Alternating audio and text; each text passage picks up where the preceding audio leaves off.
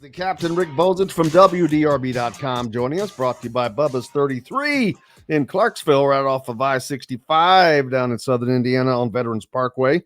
Pizza, burgers, beer, over 51 big screens to watch all the games and whatever you want, and food made fresh daily. Rick joining us. Rick, how are you, sir? Good. I'm good. I've just posted a column about my love-hate relationship with the transfer portal as we were talking off camera, and I'm sure a lot of fans feel the exact same way. Oh yeah, we'll get into that. Louisville, Kentucky, and Indiana. Man, this is a year for all three of those programs, the likes we haven't seen in a long time. Kentucky and Louisville both going through a coaching change. Has that ever happened at the same time before? Not in basketball. In football, it happened in I don't know what, like 2012 maybe. Joker Phillips got fired and Mark Stoops came in, and I think Charlie Strong left, and I think it happened at or I don't. There was a point where it happened at both schools in football. With the series, Indiana Kentucky series being the next iteration of that coming in another year or so, I think that the coaching change was probably beneficial for Indiana. It has allowed them to it's given Mike Woodson the opportunity to regroup and learn from his differences of opinions in recruiting the college game now and understanding the portal and how to use that and what level of talent needed. I don't know that Indiana won't be in front of Kentucky at that point. We'll have to wait and see. Mark Pope, winning cures everything. So for all the people that are not all up and down about having him as coach, all he has to do is win. The same at Louisville. And it's going to be the same at Indiana. Someone asked earlier about, will getting guys like Ballo, erase losing someone like Liam McNeely. And I'm like, buddy, winning cures everything. You win, and it's a short memory. But it's going to be interesting for Indiana because they're in position to potentially land the number one portal recruiting class. When you land the number one available target there, that's a good start. And you've added Miles Rice. Kanan Carlisle's probably going to be added onto that list at a minimum, and they'll still have three other spots to add. Yeah, I mean, if they finish this the way they have planned, I would think they would have the number one portal recruiting class. Doesn't guarantee anything that other than you're going to have a talented team when you start the season. Mike Woodson will have to answer some other questions about him. Namely, did he get the right pieces that fit together in the right way? And then is he going to employ them in the right way and attack, schematically in the way he needs to for Indiana to succeed? But, this is 2 years in a row he's gotten the best center out of the portal. So that's a big plus. And I'm sure it's obvious that that's going to be part of his recruiting strategy going forward, saying Trace Jackson Davis, Khalil Ware, Oumar Ballo, if you want to be a big man to get to the NBA, I can get you there. Here's the proof. In that Jackson Davis probably wasn't going to be drafted after his sophomore year. Now he's not only drafted, he started for the Golden State Warriors. I know they got eliminated last night, but he started for that team and probably was one of the top 10 rookies in the NBA. Khalil Ware was known as a guy who was an underachiever. Comes to IU, has a good year, will probably get taken in the first round, and now Ballo will have the same opportunity. Without question, and but I think he needs to add a couple of other positions to that resume where he can say that, because then that's when you start to build a yearly.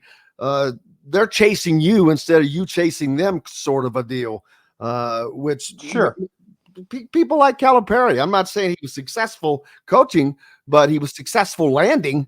He could get the fish in the boat and produce NBA talent, but the fans didn't see the lack of being able to win a national championship. Wasn't enough to satisfy them, I guess. Well, and Mike Woodson needs to speak to the constituency that's most important to him, and that's the IU basketball fan.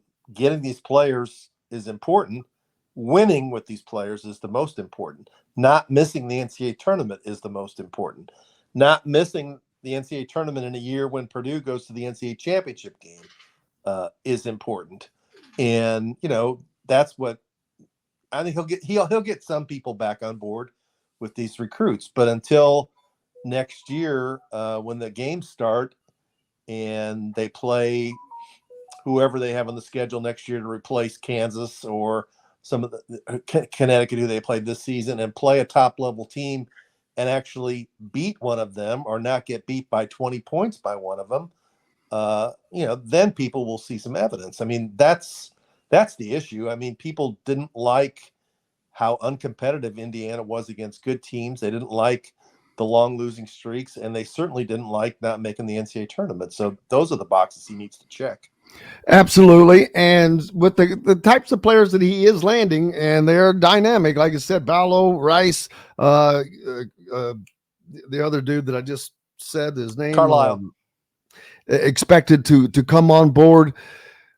You've got someone like Trey Galloway, who has been a stalwart for this team, but I've said that if he's starting, you're not as good as you should be. If you're watching these other teams, if you're watching the guard play from whether it's Houston or whomever, you have to be at another level.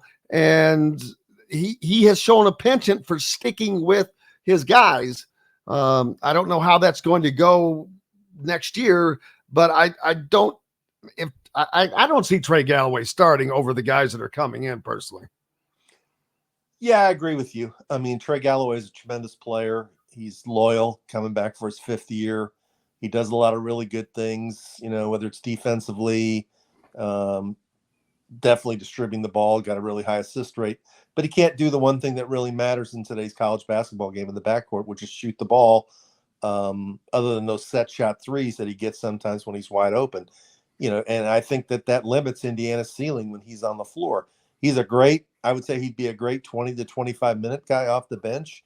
Backup point guard, backup point guard for a while, primary ball handler, backup 2 guard for a while because he can defend, maybe a little backup at small forward. But yeah, I agree. I mean, I think that a Carlisle Rice backcourt would be a better one with Galloway coming off the bench. And then, it's going to be up to Newton and Cups and Leal.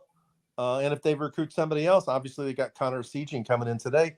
Those guys will have to fight for minutes. And that's the way it should be. When you have a good team, that makes you better, first of all, because it increases competition every day in practice. And B, it cushions you against any kind of injuries or foul trouble.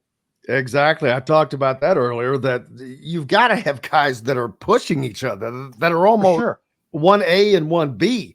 And if not, then you're not getting better. But look at Purdue this year, Jim.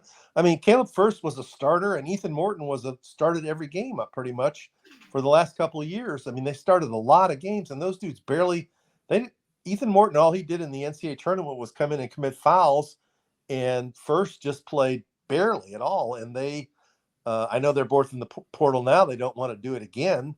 No, First isn't. Gillis is, and Morton is. But, I mean, some of those guys don't want to do it again, but that's the way it has to be on a good team. I mean, you're not given anything. I mean, that shouldn't just be words that coach utter. It should be reality. If you're not producing, then you got to sit. Hello, everybody. Jim Coyle with Indiana Sports Beat Radio, and thank you for enjoying our content and videos. And make sure you hit that subscribe and notifications toggle so you don't miss out on anything, whether it's Indiana Hoosiers, the Boilers, the Colts, the Pacers, Indiana high school action, whatever's happening in sports. We're trying to bring it all to you, and make sure you don't miss out on a thing. Again, hit the subscribe button for us. Helps us out a ton. We appreciate each and every one of you. Thank you so much.